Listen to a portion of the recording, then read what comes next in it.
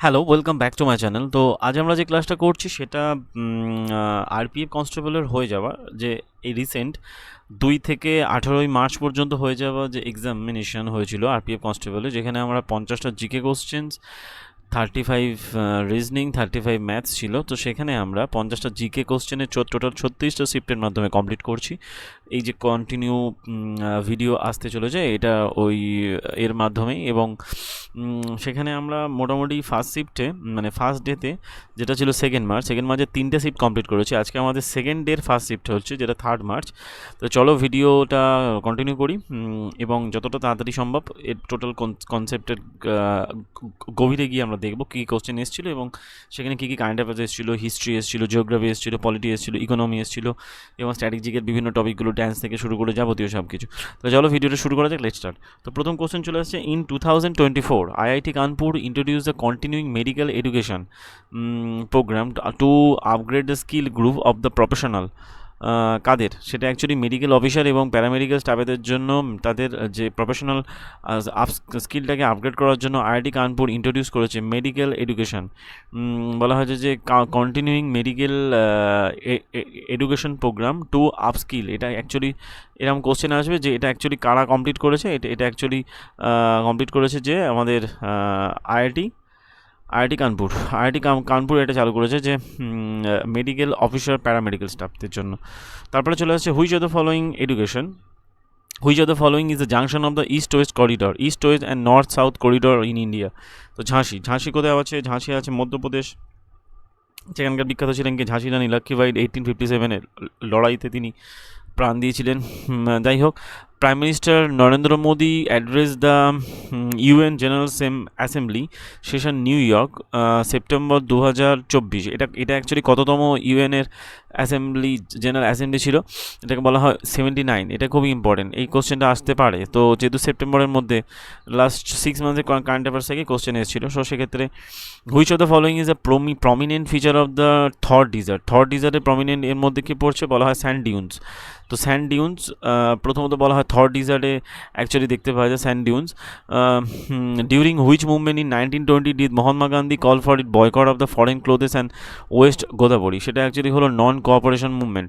তো নন কোঅপারেশনের মুভমেন্টের সময় 1920 সালে বা অসহযোগ আন্দোলনের সময় গান্ধীজি বিদেশি পণ্য বয়কটের দাবি করেছিলেন।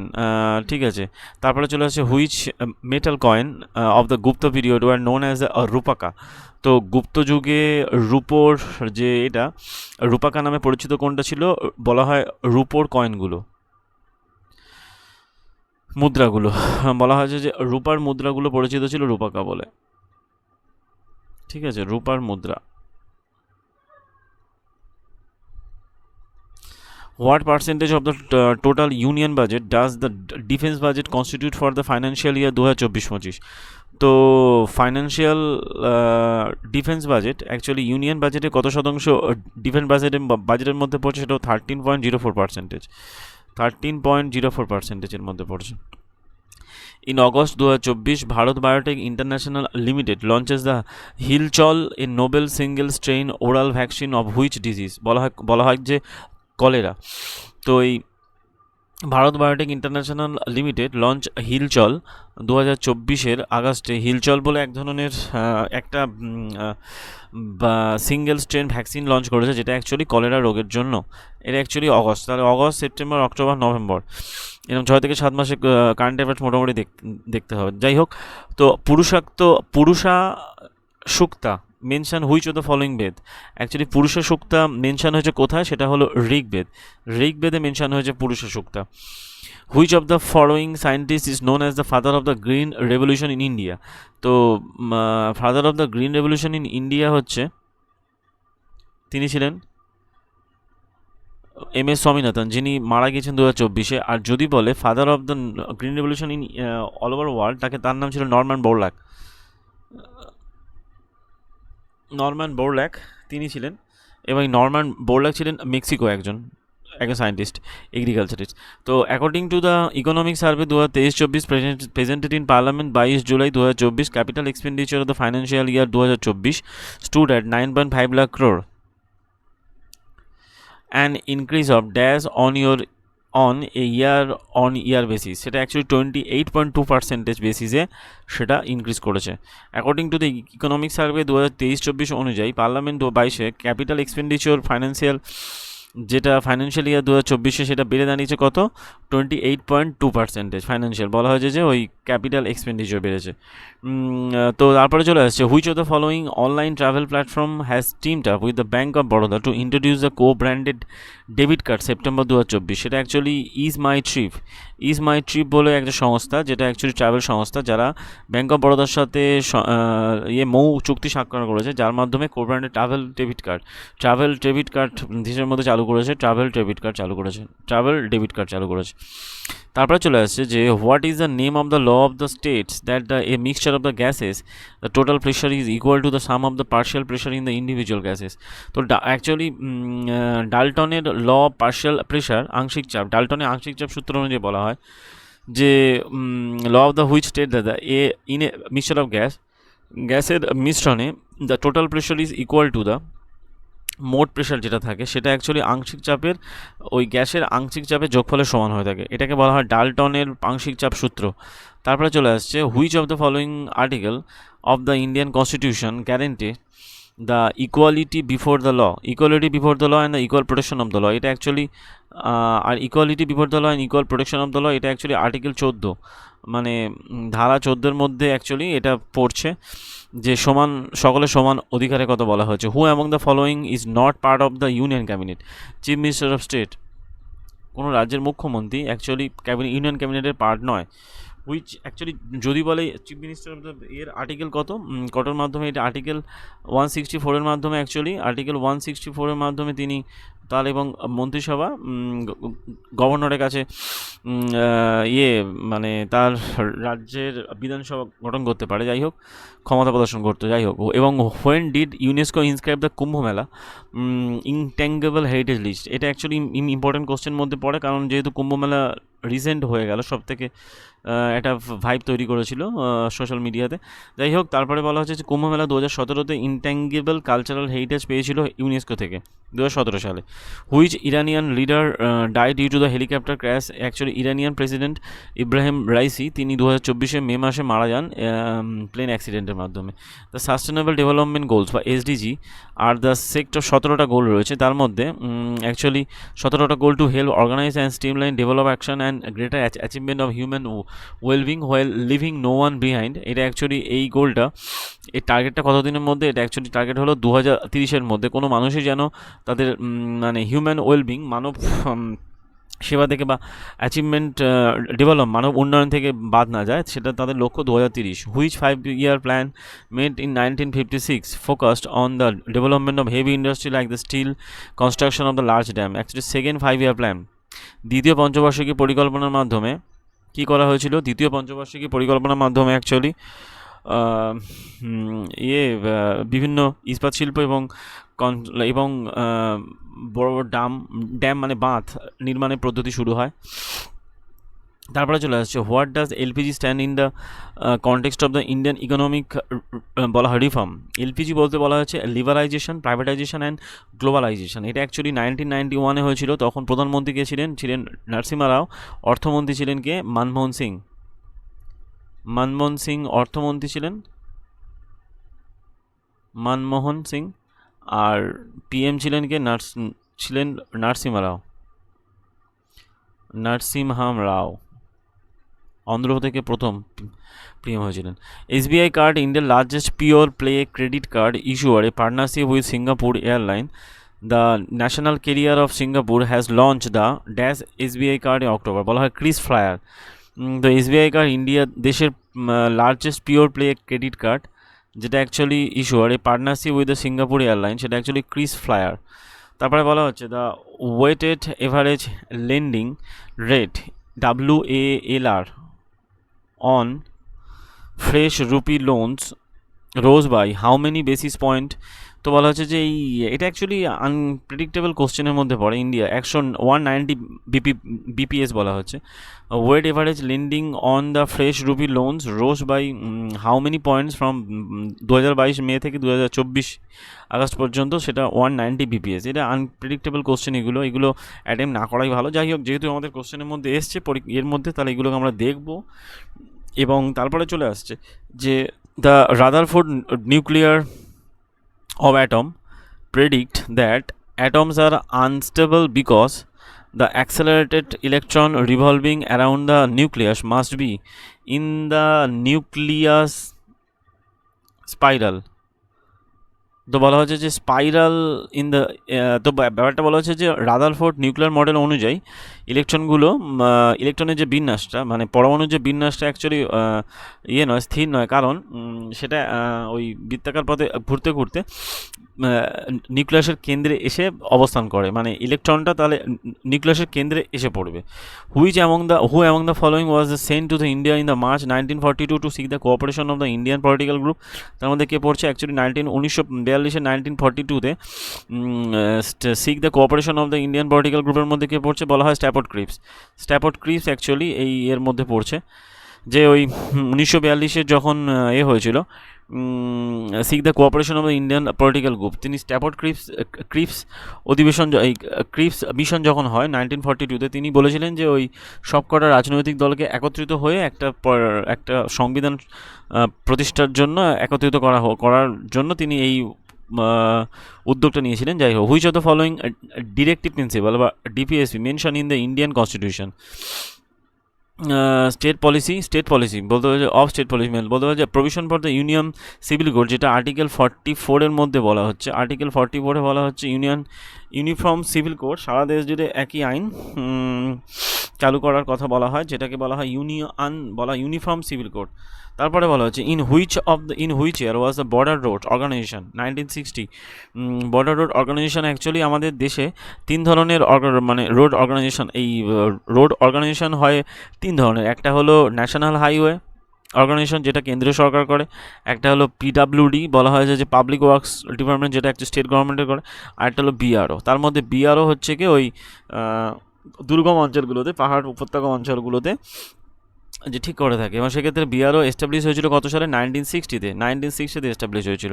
হু appoint the chairman of the member of the state administrative tribunal স্যাটের চেয়ারম্যান কে হয়, the president of India after the consultation with the governor of the concern state. বলতে হবে যে প্রেসিডেন্ট অ্যাপয়েন্ট করে কে, স্টেট অ্যাডমিনিস্ট্রেটিভ ট্রাইব্যুনালের চেয়ারম্যানকে অ্যাপয়েন্ট করে কে রাষ্ট্রপতি, রাজ্যের রাজ্যপালের সাথে আলোচনার মাধ্যমে তিনি নিয়োগ করেন। তারপরে চলে আসছে যে Ramanuja, who propounded the doctrine of the Vishishta অদ্বৈতবাদ and believed that the best means of the attaining salvation was through the intense devotion to Vishnu, was born which Indian state in 11th century? তো রামানুজম বিশিষ্ট অদ্বৈতবাদের জনক, তিনি actually তামিলনাড়ুতে জন্মগ্রহণ করেছিলেন 11th সেঞ্চুরিতে। তারপরে বলা হচ্ছে September 2024 India defence aviation exposition IDEX 24 was held in Jodhpur. ইন্ডিয়ার ডিফেন্স অ্যাভিয়েশন আইড্যাক্স 2024 এটা অ্যাকচুয়ালি সম্পন্ন হলো কোথায়, যোধপুরে সম্পন্ন হলো। তারপরে চলে আসছে 30-এর দাগের national logistic policy NLP was launch in the year and aims to lower the cost of the logistic from existing 13 to 14% and lead it to the par with other developed countries. সেটা actually 2022-এ the national logistic policy was launched in the year of 2022 and aims to lower the cost of the logistic from existing 13 to 40% and lead it to par the developed country. Fundamental rights have been provided in the Constitution Article Part 3. Fundamental of the Constitution বলতে হবে যে fundamental rights have been provided. Actually মৌলিক অধিকার সংবিধানে কোন পার্টে আছে, সেটা অ্যাকচুয়ালি কোন ভাগে আছে, সেটা অ্যাকচুয়ালি Part 3-তে আছে। The sacred journey of lord Jagannath with brother Balabhadra and sister Subhadra from the Jagannath temple Puri, popularly known as the Rath Yatra, start in Hindu month. কোন মাসে শুরু হয় জগন্নাথের ওই রথযাত্রা, সেটা শুরু হয় আষাঢ় মাসে। What is the goal of the Mahatma Gandhi national rural employment guarantee card? তো ensure 100 day wage employee in the financial year. ওই যে এম নারেগা যেটা বলা হয়, এম নারেগা অ্যাকচুয়ালি 2005-এ চালু হয়েছিল এবং সেখানে ওই 100 দিনের 100 দিনের রোজগারের কথা এখানে যে ঠিক তুলে ধরা হয়েছে। তারপরে which of the following act provided for the establishment of an all India federation consisting of provinces and princely states as unit? সেটা গভর্নমেন্ট অফ ইন্ডিয়া অ্যাক্ট 1935। 1935-এ গভর্নমেন্ট অফ ইন্ডিয়া অ্যাক্টের মাধ্যমে all India federation consisting province princely state as unit. Which of the following বলতে হচ্ছে ওই রাজ্যগুলো মানে princely states বলতে যেগুলো তে রাজা শাসন ছিল এবং যেগুলো প্রভিন্স ছিল, প্রদেশগুলো, সেগুলো প্রতিষ্ঠা হয়েছিল অল ইন্ডিয়া ফেডারেশন কনসিস্টিং, মানে এই সেই সারা দেশব্যাপী একটা ফেডারেশন তৈরি হয়েছিল এই কাদের কাদের নিয়ে? Province and the princely states as a units হিসাবে 1935 অ্যাক্টের মাধ্যমে। তারপরে চলে আসছে which of the following not a team of the pro kabaddi league 2024 pro kabaddi লিগের মধ্যে টিম নয় কোনটা? সেটা অ্যাকচুয়ালি কলকাতা পাইরেটস। তার বলা হচ্ছে in an object is moving along A straight line and with respect to some reference point it's position is x1 at time t1 and become x2 at time t2. The average velocity of the object during this time interval would be x2 minus x1 by T two minus T one, এটা হয়ে থাকে। যাই হোক, which of the following states did the 38th national games takes place 20 January to 14 February? Actually উত্তরাখণ্ডে হয়ে গেল 38 ইয়ে 2025-এর 2025 38 national games জাতীয় খেলা হয়ে গেল। Which of the following metal is extracted from the monazite sand plenty in India? Actually thorium. Monazite স্যান্ডটা বেশি পাওয়া যায় কোথায়? পাওয়া যায় কেরালাতে অ্যাকচুয়ালি বেশি পাওয়া যায় এবং এটা অ্যাকচুয়ালি থোরিয়াম। বলা হয়েছে যে ওই থোরিয়াম মোনাজাইট স্যান্ড থেকে থোরিয়াম নামক যে ইয়েটা তেজস্ক্রিয় মৌলটা পাওয়া যায়। With region in India highest annual rainfall দেখতে পাওয়া যায় কোথায়? ইস্ট খাসি হিলস, যে পূর্ব খাসি পাহাড়ে, যেখানে মৌসিনরাম রয়েছে, মেঘালয় মৌসিনরাম, সেখানে অ্যাকচুয়ালি দেশের সর্বোচ্চ বার্ষিক বৃষ্টিপাত দেখতে পাওয়া যায়। The traditional Hindu festival of Chhath observed by the people all over the Bihar, Jharkhand and parts of the UP takes place at the festival after the festival of Diwali. তো দিওয়ালির পরবর্তীকালে ছট পুজো দেখতে পাওয়া যায় উত্তরপ্রদেশ, বিহার এবং ঝাড়খণ্ডে। ছট পুজো অ্যাকচুয়ালি সূর্যদেবকে মানে দেবকে আরাধনা হেতু এটা আয়োজন করা হয়। অ্যাকচুয়ালি সে দেখা কোশ্চেন বলা হয় যে August 2024 the reserve bank of India RBI set up 10 member committee under the deputy governor Michael Debabrata Patra to benchmark its statistics against global standards. By when was বা is the committee expected to submit its report? তো একটা committee বানিয়েছে RBI যেটা Michael Debabrata দত্তের বেঞ্চমার্কে। তো statistic against the global standard, actually global standard against মানে by when is committee expected to submit November 2024। এটা অ্যাকচুয়ালি এগুলো আনপ্রেডিক্টেবল কোশ্চেনের মধ্যে পড়ে, এগুলো না দেখলেও চলে।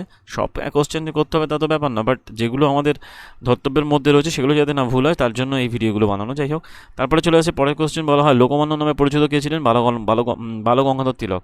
The 31st edition of the Singapore India maritime bilateral exercise SIMBEX কার সাথে হয়? ইন্ডিয়ার সাথে, কার? ভিয়েতনাম। তো সিমবেক্স আয়োজন কোথায় আয়োজিত হয়েছে?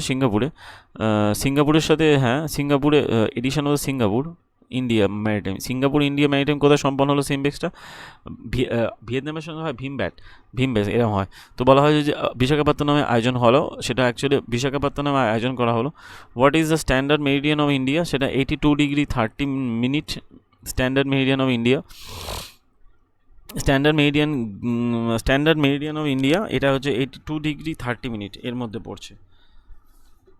82 ডিগ্রি 30 মিনিট হচ্ছে স্ট্যান্ডার্ড মেরিডিয়ান অফ ইন্ডিয়ার মানে যাকে বলা হয় প্রমাণ দাগিমা রেখা, যেটা ভারতের উপর দিয়ে গিয়েছে। আর এটা অ্যাকচুয়ালি কতগুলো স্টেটের উপর দিয়ে গিয়েছে, মানে এই প্রমাণ দাগিমা রেখাটা ভারতে কত ডিগ্রি এর মধ্যে গিয়েছে, সেটা ওই পাঁচটা সম্ভবত স্ট্যান্ডার্ড মেরিডিয়ানটা 5টা রাজ্যের উপর দিয়ে গিয়েছে। সেটা কি